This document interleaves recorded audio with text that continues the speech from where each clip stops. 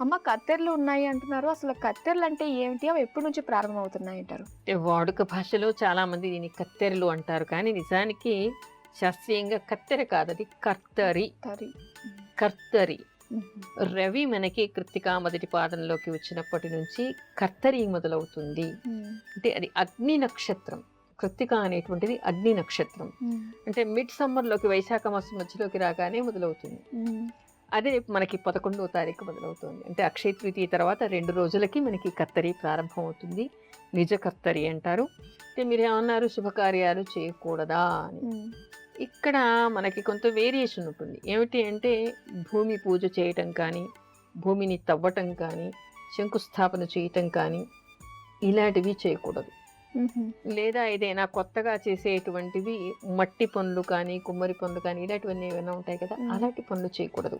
ఎందుకంటారు అవి మాత్రమే చేయకూడదు? అవి మాత్రమే ఎందుకు చేయకూడదంటే ఇక్కడ ఏమిటంటే మనకి మట్టితో చేసేటువంటివి, చెక్కతో చేసేటువంటివి, ఇనుముతో చేసేటువంటివి, బంగారంతో చేసేటువంటివి ఇలాంటివన్నీ ఉంటాయి కదా! కొలిమి దగ్గర చేసేటువంటి పనులంటారు కదా! హ్మ్. ఆ కొలిమి దగ్గర చేసేటువంటి పనులు కానీ, భూమిని తవ్వి చేసేటువంటి పనులు కానీ ఏవీ చేయకూడదు, నిషిద్ధం అని చెప్తారు. కర్తరి మనకి ఈ నెల 11 నుంచి 28వ తారీఖు వరకు ఉంది. హ్మ్. అంటే కృత్తిక మొదటి పాదం నుంచి రోహిణి 2వ పాదం దాటే వరకు కూడా ఇది ఉంటుంది. హ్మ్. అయితే ఈ సందర్భంలో మాత్రం మట్టి పనులు చేయకూడదు. అంటే మట్టితో చేసే పనులు కానీ, మట్టిని తవ్వి భూమిని తవ్వి చేసేటువంటి పనులు కానీ, లేదా కొలిమి దగ్గర చేసేటువంటి ఏ పనులు చెక్క పనులు కానీ, కొలిమి దగ్గర చేసే పనులు కానీ కూడా చేయకూడదు. అమ్మ కత్తెరని పాటించడానికి కారణం ఏంటంటారు అసలు? కత్తెరి పాటించడానికి కారణం అంటే ఇప్పుడు మనం ఏం చెప్పుకున్నాము, చాలా మందికి అపోహ శుభకార్యాలు చేయకూడదు, ఒడుగు చేయకూడదా, గృహప్రవేశం చేయకూడదా, పెళ్లి చేయకూడదా అని అడుగుతారు. అలాంటివన్నీ చేయొచ్చు. హుహు. అయితే దీన్ని పాటించడానికి ముఖ్య కారణం ఏమిటంటే మనకి సామాజికంగా కానీ, వాతావరణాన్ని బట్టి కానీ, జ్యోతిష్ శాస్త్రాన్ని అనుసరించి కానీ కారణాలు కనపడతాయి. హ్మ్.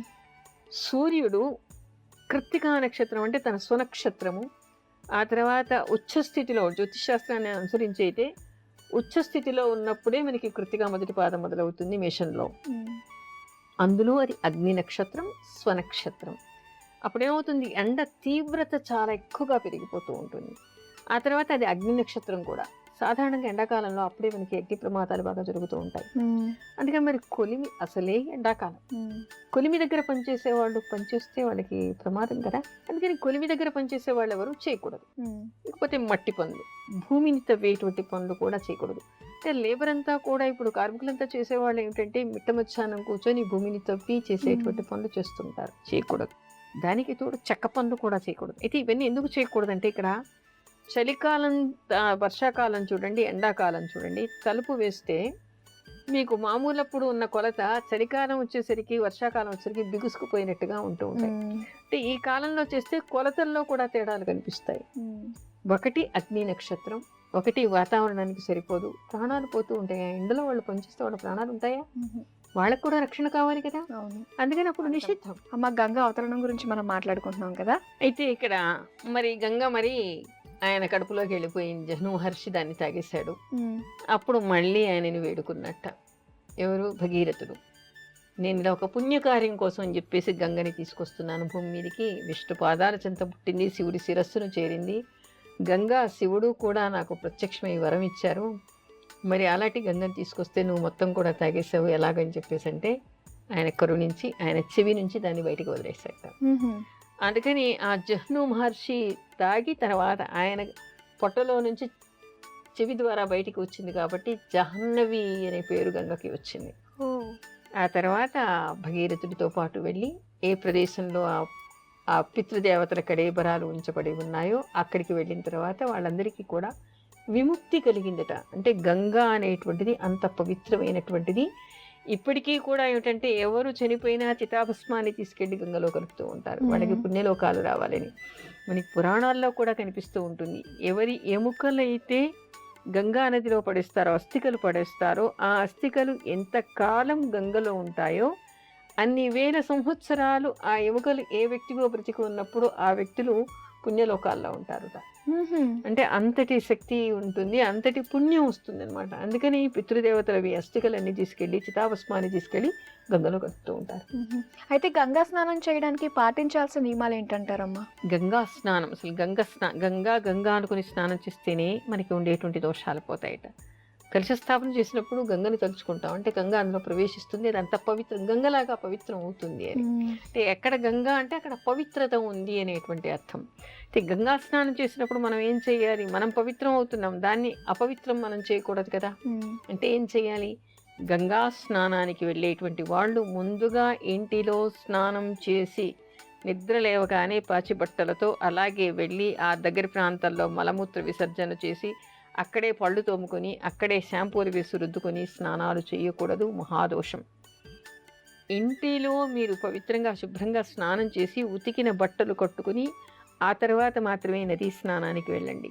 అక్కడ 3 మునకలు వేసి పితృదేవతలకి తర్పణాలు వదిలి సూర్యభగవానుడికి నమస్కారం చేసి గంగలో దీపాన్ని వదిలి అక్కడ పవిత్రతని కాపాడాలి తప్ప ఆ వాతావరణాన్ని, ఆ జలాలని ఎవరు కలుషితం చేయకూడదు. అక్కడ బట్టలు ఉతకకూడదు, అక్కడ తల రుద్దుకోకూడదు, అక్కడ ఒళ్ళు రుద్దుకోకూడదు, అక్కడ ఉమ్మి వేయకూడదు. ఒక 200 మీటర్ల వరకు, 200 గజాల స్థలం వరకు కూడా ఎవరు మలమూత్ర విసర్జన చేయకూడదు. చాలామంది స్నానం చేసి బట్టలు జాడిచ్చేస్తూ ఉంటారు, అక్కడే పుక్కిలించి ఉమ్మేస్తూ ఉంటారు, అక్కడే బ్రష్ చేస్తూ ఉంటారు, స్నానం చేయకుండా పాచిబట్టలతో వెళ్ళి గంగలో మునుగుతూ ఉంటారు. ఇలాంటి పనులన్నీ కూడా అక్కడ చేయకూడదు. ఆమె ఇప్పుడైతే వాణి అనే కాలర్ లైన్ లో ఉన్నారు, వారితో మాట్లాడదాం. హలో, మాట్లాడుతున్నాను మేడం. ఓకే అండి, వాణి పేరు మీద రిజిస్టర్ చేసుకున్నారు. ఒకసారి బర్త్ డీటెయిల్స్ కన్ఫర్మ్ చేసుకుందాము.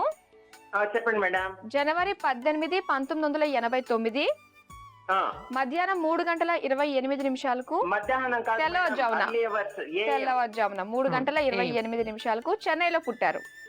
అవును మేడం. ఓకే అండి. 18/1/89 3:28 correct. Early hours of 18th January. Correct అండి. సరే, అయితే మేడం తో మాట్లాడండి ఇప్పుడు. నమస్తే మేడం. నమస్తే. మా అమ్మాయి మ్యారేజ్ గురించి ఎప్పుడు జరుగుతుంది ఏం కనుక్కుంటామనే మేడం. సంబంధాలు చూస్తున్నారా మరి? చూస్తున్నాం మేడం. ఇప్పుడు ప్రస్తుతం అయితే లగ్నంలోనే శని ఉన్నాడు కాబట్టి కొంత ఆటంకాలు ఏర్పడుతూ ఉన్నాయి. అయితే రేపు ఆగస్టు 11వ తారీఖు తర్వాత లగ్న సప్తమం మీద చంద్రుడి మీద గోచార గురు దృష్టి పడుతుంది. అదేవిధంగా అప్పుడు చంద్ర అంతర్దశ కూడా ఉంది రాహులో, అప్పుడు అయ్యేటువంటి అవకాశం ఉంది. కామేశబద్ధ మంగళ్య సూత్ర శోభిత కంధర అనేటువంటి మంత్రాన్ని జపిస్తూ ఉండమని చెప్పండి.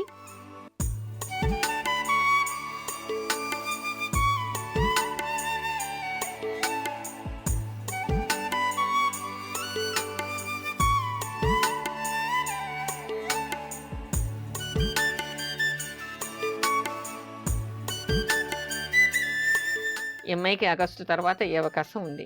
ఓకే, మరి విన్నారు కదండి, ఆగస్ట్ తర్వాత వివాహం అయ్యే అవకాశాలు కనిపిస్తున్నాయని చెప్పేసి అంటున్నారు. అలాగే మేడం చెప్పిన మంత్రాన్ని కూడా మీ అమ్మాయికి ఇచ్చి రెగ్యులర్ గా చదువుకుంటూ ఉండమని చెప్పండి, అంత మంచి జరుగుతుంది. ఆల్ ది బెస్ట్ అండి. ఓకే అమ్మ, అయితే గంగా స్నానం ఎలాంటి సందర్భాల్లో చేయకూడదు అంటారు? ఎలాంటి సందర్భాల్లో చేయకూడదు? మామూలుగా ఋతుక్రమం ఉన్నప్పుడు గంగా స్నానానికి వెళ్ళకూడదు. చాలామంది, నేను ఇది ప్రత్యేకంగా ఎందుకు చెప్తున్నానంటే, అంతకుముందు ఒక ఆవిడ వచ్చి నాతో చెప్పింది, పోయినసారి కృష్ణా పుష్కరాల్లో వెళ్ళి ఆవిడ స్నానం చేసిందిట.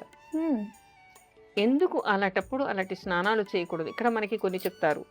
వర్ష ఋతువుల్లో అంటే శ్రావణ భాద్రపదాల్లో నది స్నానం చేయకూడదు, అంటే ఋతు దోషం ఉంటుంది అంటారు. దానికి ఉండే కారణాలు వేరే ఉంటే మళ్ళీ మనం ఇంకో ఎపిసోడ్లో మనం ఆ సమయంలో చెప్పుకుందాం. అంతేకాకుండా ఎవరికైనా జలుబు బాగా ఉంది, ఆస్మా చాలా ఉంది, ఆయాసపడుతున్నారు అనుకున్నప్పుడు మునగాలి కదా. అందుకని చన్నీటితో అప్పుడు స్నానం చేయకపోతే ఆరోగ్య రీత్యా మంచిది అని, అంటే వాళ్ళు పనికిరారు అని ఇక్కడ అర్థం కాదు. జ్వరంతో ఉన్నప్పుడు కానీ, పచ్చి బాలింతలు కానీ, ఆ తర్వాత పచ్చని తీసుకోకముందు, జ్వరం తగ్గగానే కూడా పచ్చని తీసుకోకముందు కానీ, ఆస్మాతో బాధపడుతున్నప్పుడు కానీ, అలా గంగనే కాదు ఎక్కడైనా నది స్నానం, చన్నీటి స్నానం మంచిది కాదు అనడానికి. అన్నిటికంటే నిషేధం ఏమిటి అంటే, ఋతుక్రమంలో ఉండేటువంటి స్త్రీలు ఆ సమయంలో ఋతుస్రావం ఆగిపోయే వరకు ఏ నదిలో కూడా స్నానం చేయకూడదు. ఒకటి, నది నీరు పవిత్రమైనటువంటివి, పరిశుభ్రమైనటువంటివి. మరొకటి, ఇంకోటి గుర్తుపెట్టుకోండి మీరు,